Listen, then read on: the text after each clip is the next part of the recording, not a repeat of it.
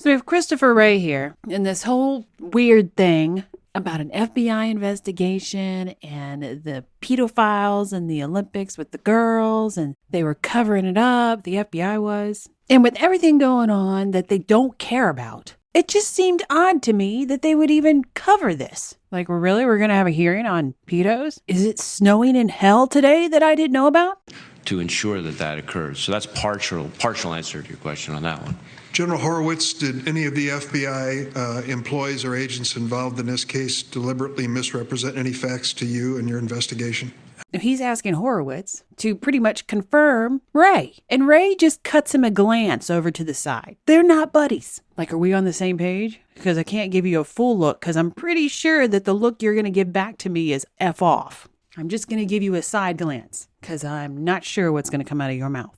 And he's playing with his mouth a lot. They did.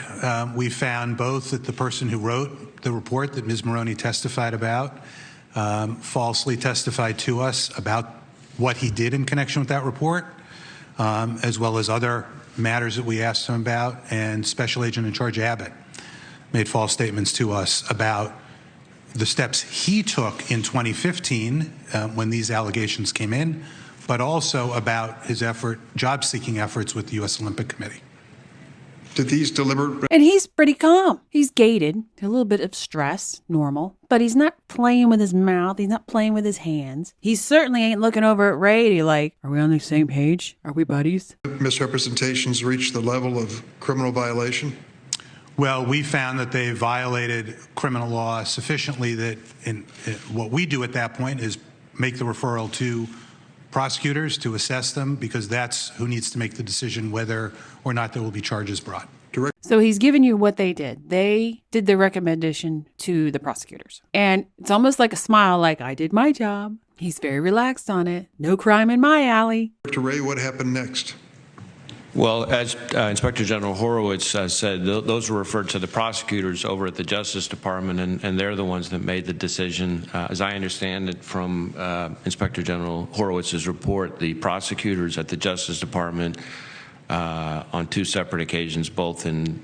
And so while he's giving this answer, he's playing with his watch. He's all over the place, and looking up around, looking over here, looking there. He wants to be everywhere but where he's at. Which again is like, so is it snowing in hell? How come all of a sudden now they care? That's my big question. Yeah, he's acting like a weasel. And prior to that, all the crimes that they do and cover up, nobody cared. That did not stress him. But all of a sudden this stresses him? What in the actual hell?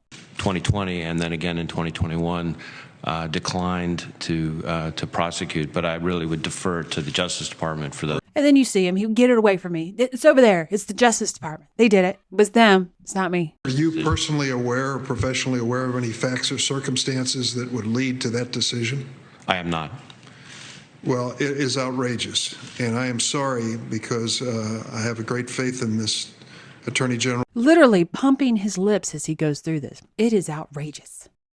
In his Department of Justice, but when we asked them to bring someone in to explain this today, they refused and said they wouldn't attend. And I understand. So he talks about the Justice Department refusing to come in and represent. And as he ends that, he kind of falls. It's disappointment. He wasn't expecting it, which just goes to show this guy's mindset. I don't know why he thought he had faith in them. I'm wondering why Ray is so stressed. And Horowitz doesn't seem to be ever stressed in anything he's ever done, because the man walks a tight and fine line of I'm in the clear. But this makes about as much sense as it's snowing in hell right now, because nothing else stresses these people. If you'd like to learn more about analysing body language, there is a video course available on Mandy's website for Gold subscribers, where Mandy teaches more about her techniques of deception detection. There's also other content such as the Crime series and Interesting Minds series, available to both Gold and Silver subscribers. If you like it, please share and subscribe. Thanks for watching.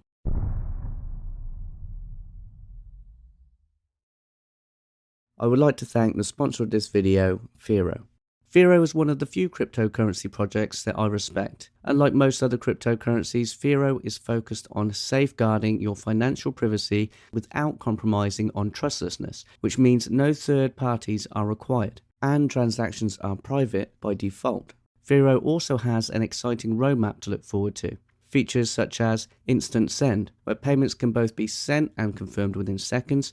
There's also Elysium, which adds tokenization functionality similar to Ethereum, but it also enables these assets to enjoy Fearo's privacy technology. There's many more things on the roadmap, and if you'd like to learn more, head over to fearo.org.